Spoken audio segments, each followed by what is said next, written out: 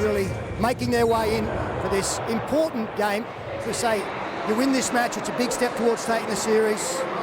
26 best-of-3 series. The side that's won the first game have gone on to win the three-game series on 18 occasions, and I feel a bit overwhelmed here. I've got a maroon wash. It's all Queenslanders surrounding me. And Wally Lewis, you owned the Queensland number 6 jersey forever. Carmichael Hunt coming in, taking over now. What's your take on that? Well, it was a very controversial decision, Sterlo, and I don't think there were too many people on the Gold Coast that agreed with it. But look, Carmichael Hunt's one of those players, I believe, that he can adapt to virtually every position that he plays. And I think the most important thing that Coach Mal Meninga would have drummed into him all week long would have been just to simply have a look outside you, have a look at the array of talent that's out there. If you get an opportunity, then fine, go yourself. Otherwise, feed it to the guys that have earned it. Yeah, Carmichael's actually got some ball play in him, Pete. He can offload. We've seen him do that with the Brisbane Broncos, even from the fullback role there. He can put players through gaps. He has got a kicking game, probably not as good as maybe Scott Prince would have, but he can kick the ball. So I think he's a good acquisition in the 5/8 role. And defensively, he'll be outstanding. It does look as though tonight, Ben, Cameron Smith again the man. Yeah, that's right. I think between Jonathan Thurston and Cameron Smith, they're really going to have to control this match. Just going back to Carmichael Hunt, I think Cameron Smith and Jonathan Thurston together will look to get Billy Slater and Carmichael Hunt into this game, but play them through the middle third. I don't think Carmichael Hunt will play a traditional second receiver's role. I think they'll really look to attack through the middle area of the field, get these New South Wales forwards on the back foot, and then just shovel it out to some outstanding outside backs. Well, it is a squad big on combinations. In fact, 4 club sides contribute 15 representatives, and here is their lineup.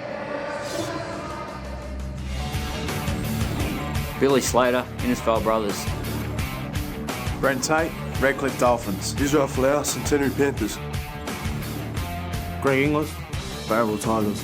Justin Hodges, Cairns Kangaroos. Carmichael Hunt, South Acacia Ridge Magpies. Jonathan Thurston, South Sunnybank. Dallas Johnson, Herbert Magpies. Michael Crocker, North Devils. Sam Friday, Townsville Brothers.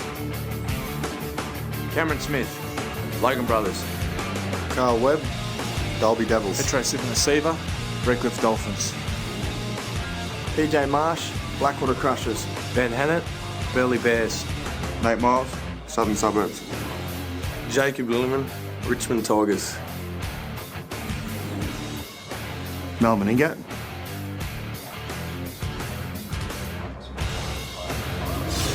They're looking to win their 3rd straight series. Now, gentlemen, no Tony Carroll, no Steve Price, fixtures for Queensland in recent years. And Paul Gallen hates you guys 1,000 times more than you hate us. Good. What do you got to say, Pat? When Queenslanders saw that, we just laughed because finally, New South Wales might have caught on to what it's all about. It's about a bit of passion, and good on you, Paul Gallen, for saying that, but look out tonight, champ, because Michael Crocker, Carl Webb have got you in their sights. Are you concerned at all about the minutes that some of the players might have to play? Yeah, I am. 10-minute change tonight, back to 12. New South Wales have got more 80-minute players. We've only got 2 80-minute players. Cameron Smith, this is in the forwards, Cameron Smith and Dallas Johnson. The rest of the boys, Mel's going to have to work them over to get the best out of them. That's what it'll be all about tonight, interchange, and that's where Neil Henry will really come to the fore. He'll be up in the coach's box talking with Mel. They get the interchange right. I reckon we can win this battle up the middle.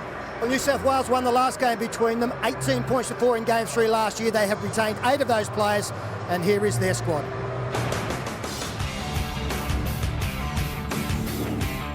Brett Stewart, West Wollongong. Jared Hayne, Cabramatta. Anthony Quinn, Valentine Devils. Mark Gasnier, Renown United. Matt Cooper, Shallaba Sharks. Greg Bird, Maitland Pumpkin Pickers. Peter Wallace, St Mary's. Paul Gallen, Wentworthville Magpies. Willie Mason, Toronto Scorpions. Ryan Hoffman, Campbelltown Collegians. Danny Vidaris, Tara United. Craig Fitzgibbon, Dapto Canaries. Brett White, Cooma Colts. Ben Cross, Bowman's Bay Tigers. Ben Hornby, Corrimal Cougars. Anthony LaFranchi, Moolumbar Colts. Anthony Tupou, West Newcastle. Craig Bellamy, Coach. Teammate. who is a former teammate of the Queensland coach Mel Meninga, played at Canberra and won a premiership in the 1990s. Yeah, I was going to ask Wally Lewis a question. Wally, the Queensland kicking game, Jonathan Thurston, I think one of their big tactics will be, like you used to in the 80s, kicking for Kerry Boosted and Steve Stacey on the wings. You'll be putting them up, tonight it'll be Thurston up for our wingers, who've got a definite height advantage over the New South Wales team. Yeah, that's one of the big bonuses, Paul, that Queensland have in this side, just the size of their wingers. They're guys in the old terms, around about 6'4", nearly 2 metres, so it'll be a bonus for Queensland, but they've got to get themselves in a good field position before they think of that. Okay, guys, well, all should be revealed. Let's go down now for the final word from Matt Johnson, Phil Gould. Yeah, thanks, Pete. Look, terrific atmosphere down here. Let's talk about this playing surface first of all. Look, the New South Wales supporters were hoping for a wet and slippery pitch to try to handicap Queensland. I can tell you, it is dry. Very little dew, unusually dry for this time of the year, so it's going to suit attacking football and ball movement. Advantage Queensland. We're going to be going to Phil Gould. Just over here now, Gus, I want to talk about Bellamy and Meninga. Look, you've been a part of this build-up as a coach so many times before. How difficult is it for a coach at this stage to walk and turn around on his hurl and get out of that room confident he's done enough and said enough? Well, I think you've been in their ear all week. You want to get out of the room. They just need to be left to themselves.